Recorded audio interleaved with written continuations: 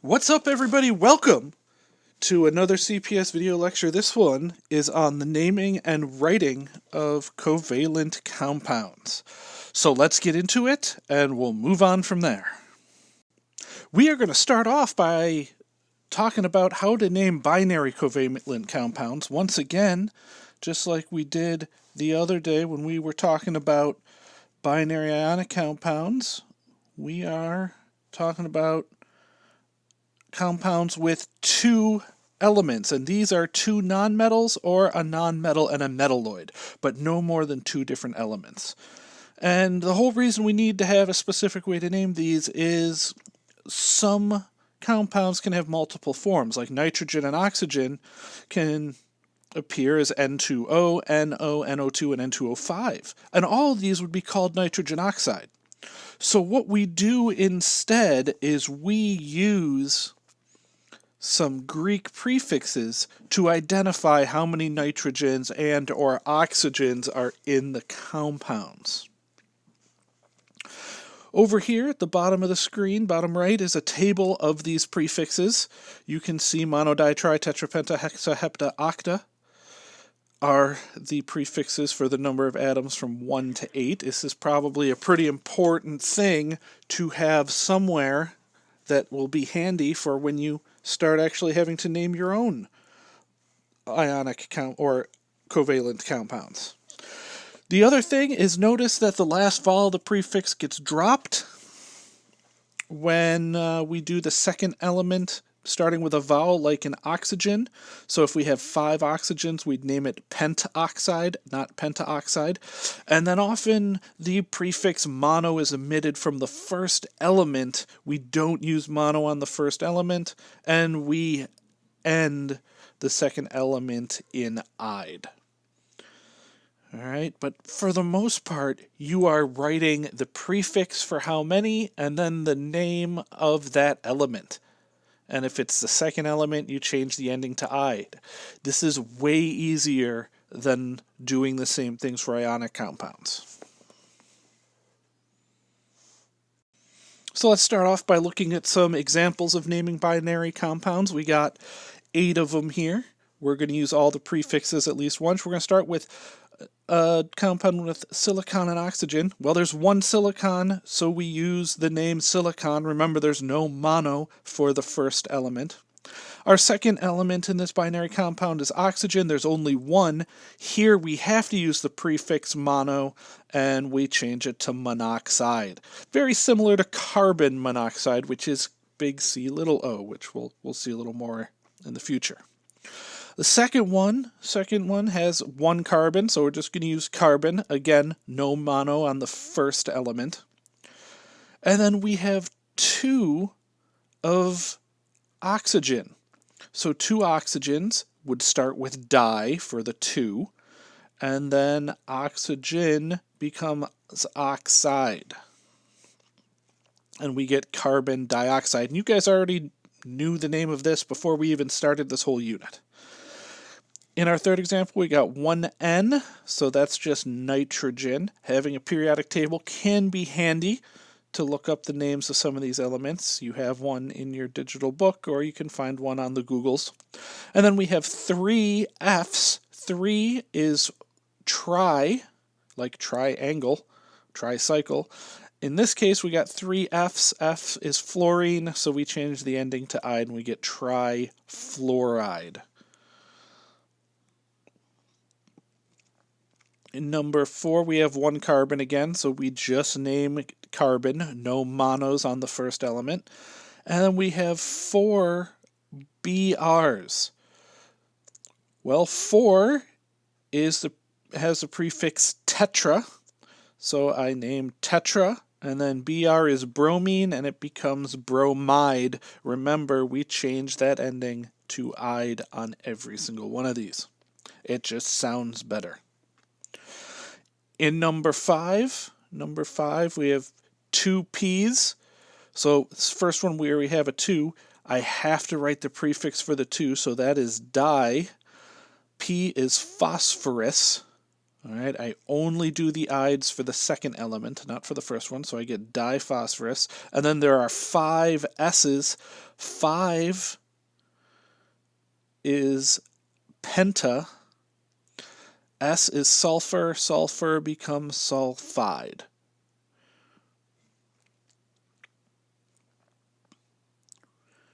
In number 6, we have a sulfur and 6 chlorines, so name that one sulfur, just sulfur. No monos for the first word. Second element, there's 6 of them. The prefix for 6 is hexa, a lot like hexagon. So we have hexa, and then we have chlorine, which becomes chloride. Sulfur hexachloride. Number 7, there's 2 BRs. Well, we already know, we've used this a few times, 2 has the prefix of di. Br is bromine. Do not change the ending of the first element. 7s, 7's fancy word is hepta, fancy prefix hepta. S is sulfur, which changes to sulfide. Dibromine heptasulfide. And finally, in number 8, we have 2 SIs, so we use that prefix di for the 2 of them, and we get 2 SIs, so we get disilicon, because Si is the element silicon. And O, there are 8 of them. We have to look up the prefix for 8. It's octa, like octopus and octagon. And we get rid of the A because oxygen or oxide starts with an O. We get silicon octoxide or octoxide. All right. Disiliconic oxide. Fun stuff. Know this table. Know these prefixes, or have them where you can look them up quickly when it comes to naming these things. All right. On to go in the other way. Now we're going to go reverse. We're going to start writing binary covalent compounds instead of naming them. And writing the formula is even easier maybe than naming, because you write exactly what the formula says. Remember that the prefix refers to the element name that follows the prefix. So if it's dioxide or like dinitrogen, we have 2 nitrogens. All right. Also remember, there are no crisscrosses for covalent compounds. That's an ionic thing. And if we see no prefix on that first word, there are no crisscrosses in covalent compounds. That's an ionic compound thing. I really want to go over that just one more time. It's an important one. It's a big spot where people mess up. And the other good thing to remember is that there is no prefix on that first name if there is only one. And you don't have to write the ones as subscripts. You don't write the ones. All right, so there's no mono ever on the first word. You will see mono on the second word. So let's do 8 examples this way, and most of these examples are going to come right from the table. And we are going to have that table here for our prefix usage. I think I just changed one of these. And, whatever, it's not a big deal. We're going to start off with number 1, which is carbon monoxide. Well, we just have 1 carbon, so I just put a C. Monoxide is oxide, so I put the O, and the prefix is mono. Mono means 1, so this formula is just simply capital C, capital O for 1 carbon, 1 oxygen. We'll box it up and move on to the next one. For number 2, we have silicon dioxide. This one's a little different, but silicon starts with Si. There's only 1 of them. Again, we have an oxide, so the second symbol is going to be O. In this case, our prefix is di. The prefix di means 2. We get SiO2. And there we go.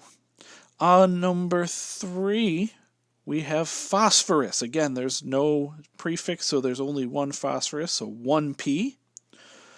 We have chloride. Chloride comes from chlorine, so that's Cl. And then we have a prefix of tri. Tri means 3. Put a little 3 for the Cl. We get PCl3. Boxy boxy. Let's go to number 4. Carbon tetrachloride. Again, 1 carbon. So we just draw that C. Chloride again. So it's going to be a Cl. In this case, the prefix is tetra. Tetra means 4. So there are 4 Cls. CCl4, box it up, ship it off, go to number 5. On number 5, we have nitrogen, which is an N, but it has the prefix di, so I have to say that there's 2 nitrogens, put a little 2 for the nitrogen. Then we have an oxide. We've done oxide 2 times already. It's an O. We have pent. Pent comes from atom. 5 atoms, we put the 5, N2O5. In number 6, we have uranium, and we might think this is a metal, and we want to, name it ionically, but we're going to do it this way anyway, because that's the example they gave us on the chart. Uranium is just a U. Fluoride comes from fluorine, which is an F. The prefix for fluoride is hexa, so we put a little 6 for the F. We get UF6. Pack it up, ship it on. Number 7, dichlorine heptoxide. Well, it's a chlorine one, so we start with Cl. It has a prefix of di, so that means we get a little 2 for the Cl. Heptoxide is an oxide. Well, we've done oxide a bunch. That's an O. And hepta means 7, so we get O7. And finally, xenon octafluoride. I'll talk about why we're using a noble gas in a minute. Xenon symbol is Xe. Fluoride is an F. Octa means 8. So we get XeF8. And before you flood my Schoology inbox with questions about why do we have a compound containing a noble gas, the reason we have it is because we can make xenon bond at times if we put it under really high and really extreme temperatures and or pressures. We can make it want to bond. All right, this is not a compound you're going to probably run over or run across at all in your lives, but what you do need to know, it's a good example of something that uses octa, or that Greek prefix 8. And that is it for this lecture. That is it for these examples. You got a little bit of practice of this coming your way next. And if you have any questions, get a hold of your teacher, and they will be happy to answer them. Have a good one.